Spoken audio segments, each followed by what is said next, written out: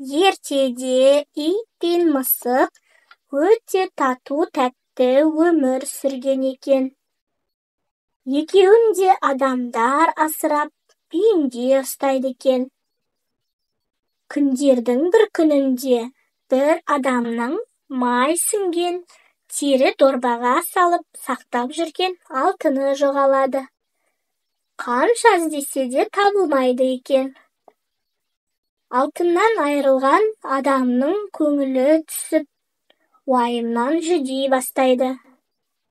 Ал тапқаны кейде ішіп жеуге де жетпейді екен.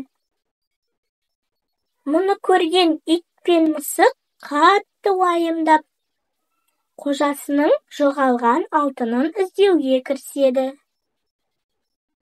Екеуі ой-қырды аралап, бармаған тауы, баспаған жері қалмайды. Ақыры табылмаған соң үйлеріне қайтады.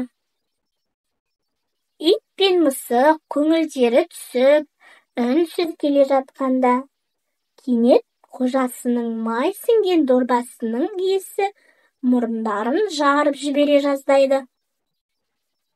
Қуанғаннан ит қыңсылап, мысық мияулап жібереді. Ит айнала жүгіріп, иіскелеп, ақыры бір тышқанның інін тырналап қаза бастайды. Ал мысықтың қуанышы қойнына сыймай, аңдып қарап отыра береді. Ит көп азаптанып, тышқан інінің түбіне жетсе, алтын салынған майлы дорбаны тышқан тығып қойған екен. Ит мысыққа, «Мынаны көрдің бе?» деп, алтынды мысықтың алдына лақтырып тастайды. Мысық сол кезде иесіне жақсы атанбақ болып, иттен бұрын алтынды ала қашады.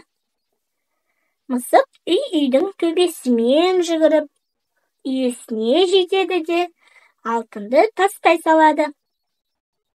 Мұны көріп, қожасы қуанып кетеді. Мысықты бауырына басып, сипай береді.